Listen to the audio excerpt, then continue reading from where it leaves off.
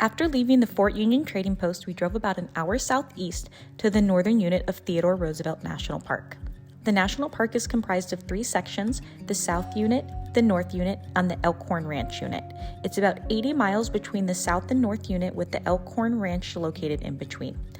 It's also the only national park named after a single person due to the influence of this region on his conservation policies. Hi, I'm Tracy, and I'm a nurse. And I'm Chris, and I'm a nomad.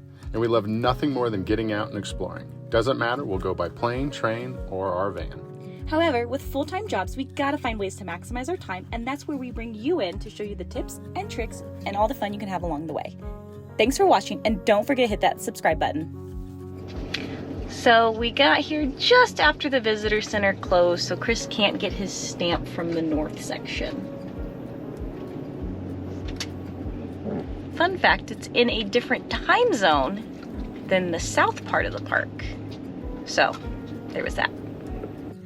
The northern unit of the park has a scenic drive, hiking trails, and a campground. It's a bit off the beaten path along North Dakota Highway 85 and is the less visited unit of the park.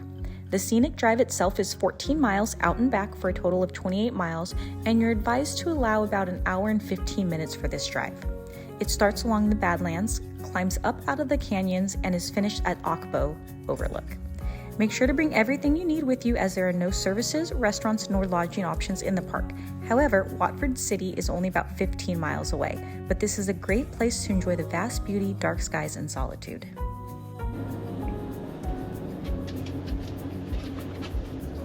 The Bison standoff. I don't know what to do. Oh. Probably keep going. Look at the grass on the right side. Yeah. Turn away. A few moments later. Too close to that guy on the left. He doesn't look like he's happy with you. You're good. Maybe. Yep. There you go. There you go. Successfully went around our bison buddies. In a very cautious way. We're at the Oxbow Overlook, which is the end of the little scenic drive here on the North Loop. After enjoying the views of the Overlook, it was time to head back on the road and check out more of the scenic spots on the way. But first, more bison. Come on, buddy. Get on.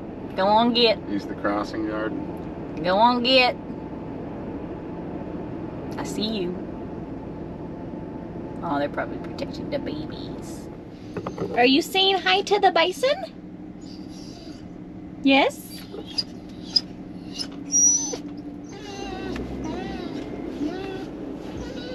You had to just go with your buddies. You couldn't just stay there.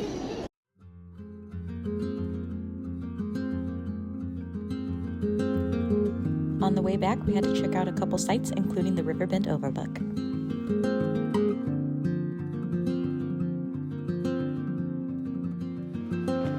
Well, that's just beautiful.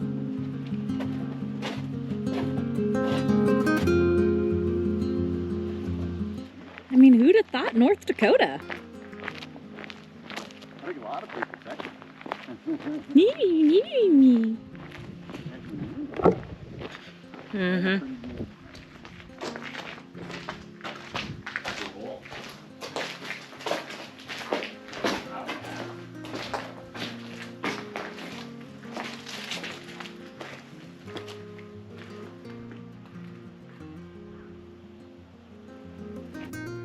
We left the park and headed to our harvest host for the night, Phat Fish Brewing in Dickinson, North Dakota. They can accommodate same-day requests and were incredibly fast to approve our stay. And we took full advantage of their delicious beer and homemade pizza. Definitely pay them a visit, and you gotta check out their jalapeno honey blonde ale, as it's award-winning. Thank you, Phat Fish Brewing, for the awesome harvest host. Appreciate it. Lots of space back in their dirt lot. Super nice and comfortable. We were level, had really good beer and pizza. I mean, does it really get any better than that? Can you really ask for more? I don't think so. Now we're gonna go get some coffee. We're being lazy this morning. Some gas. After grabbing coffee, we decided to check out one of the 2 visitor centers in the south unit of the park. All right, so we're at Painted Canyon, and there is actually a little paved walkway that you can take the doggies and get views of the Badlands. So we figured we'd let them stretch their legs. They've been cooped up.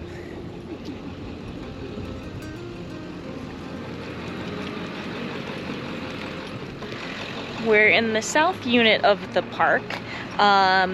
Here's where you'll have the prairie dog towns. There's a wild horses that roam also.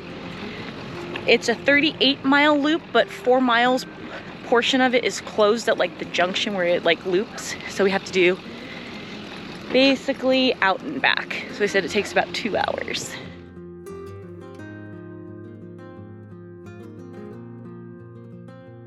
The south unit of the park is located off US Interstate 94 near Medora, North Dakota. It also contains a scenic drive, hiking trails, and campgrounds. At the South Unit Visitor Center, the Maltese Cross Cabin has been relocated and is just behind it, and you can visit it during open hours. This has a similar grassland, prairie, and wildlife as the North Unit and is also located along the Little Missouri River. The city of Medora provides a rustic Western experience with old-fashioned stores, buggy rides, and performances. Look at that precision of getting that stamp just right. I had to. It's running out of room on that one. So they relocated the first cabin that Teddy Roosevelt had just here behind the South Unit Visitor Center. And if you're into hauntings and that kind of stuff, we were listening to one of our favorite podcasts, National Park After Dark, and apparently people have seen the spirit of Teddy Roosevelt here in his cabin. Oops. Yeah, we went the wrong way. Don't follow what we did here. Just taking a scenic route, don't mind us. Nothing to see here, folks. Nothing to see. Vroom, vroom, vroom, vroom. Yep, you can go through the visitor center. Hello, Teddy?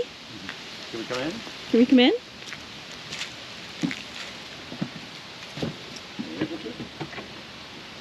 No, doesn't look like it. No. Looks pretty solid.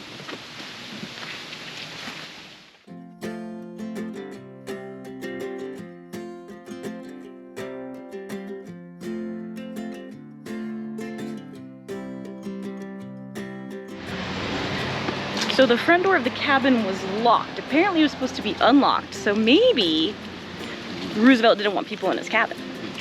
Locked everyone out. Locked everyone out. It's like, y'all, I'm trying to sleep in.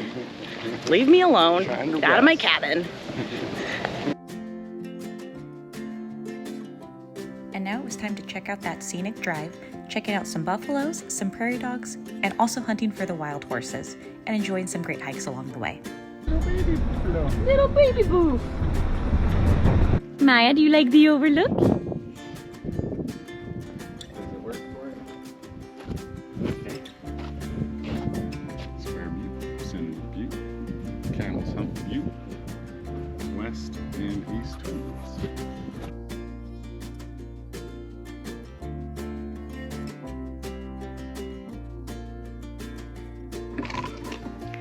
So we're here at the Badlands Overlook. They're currently doing construction on the loop road here. So as you can tell, it's closed just past here. So this is all you have for turning around.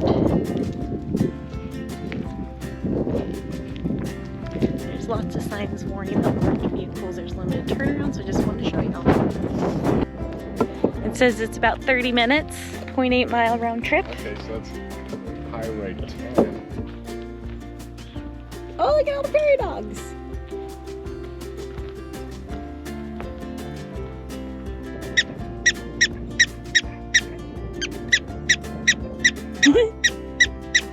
Nice to see you. Thank you for letting us cruise through your little prairie dog town. What's up, chunkers? Chunk of donk.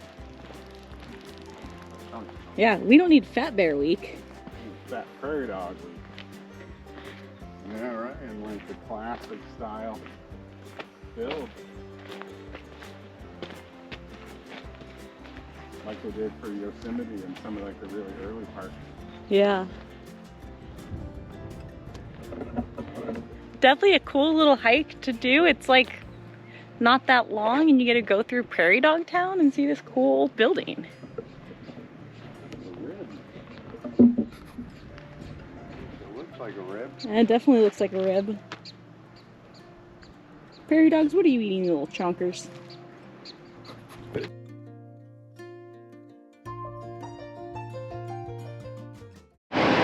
We found the wild horses. Came up to Buck Hill to check out the view. And we got 3 wild horses. Oh, there's a baby.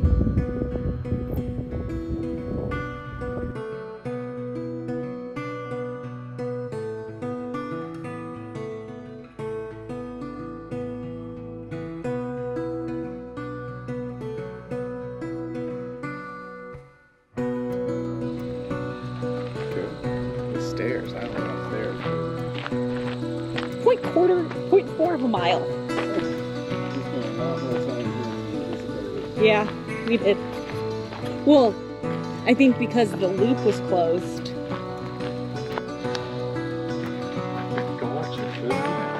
So pretty. This is the view.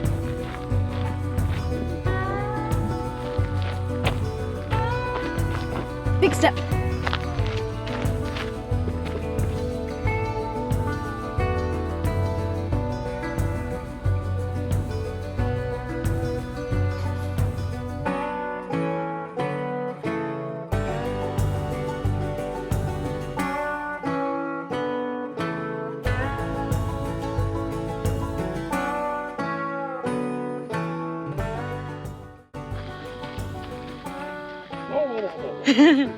Going on a hike, going on a hike. Buffalo tracks, maybe hoof. That might be the horses. Horse tracks, I mean horses.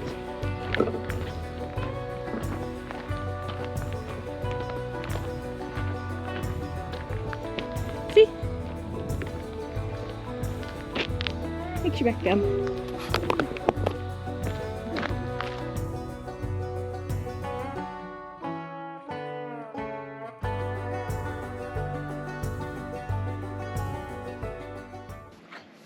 Got some sausage, onions, peppers, baked beans, little sliders. Doggies just finished their dinner.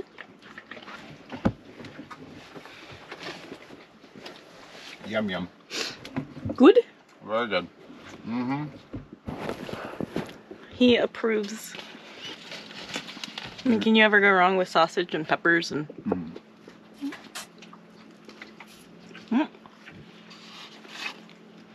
Messy but good. So a lot of times on these trips we have like a vague idea of where we want to go. And we kind of play it by ear based on like how cool we like things, or if something's like, yeah, okay, we can move on. We don't need as much time here. So what we're doing now, we just finished dinner. Probably pop on some TV after this. Decided to come into the reading library and map room, so if you'll join us. We're basically plotting out what we want to do tomorrow. This, for our younger audience, is a map. An atlas? It's technically a road atlas. Always important to have for when you Road don't have atlas. Wi-Fi or cell. Also very important to have when you don't have Wi-Fi or cell and you can't use a GPS or it won't work. But what's also cool about them is they show kind of every route, and like a lot of these little dotted lines here along these routes indicate that they're scenic routes.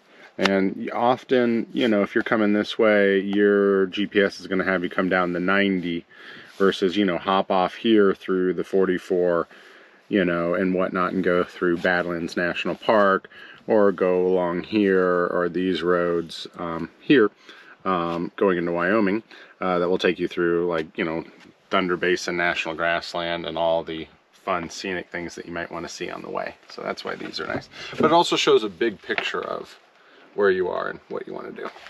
Can you guess where we're going to go next? Leave a comment below and let us know what you think. Make sure to hit that like button and subscribe to follow along with our adventures. Stay tuned for some amazing bloopers. Come on, that was a good turn. Oh, that was so good. That was Did you fun. hear? It was wild. Oh, nice. Do you guys not see this natural beauty? Or are you just sniffing? You're just not paying attention to the natural beauty. Oh, it's taking me a good time. I wasn't gonna do it. Nom, nom, nom.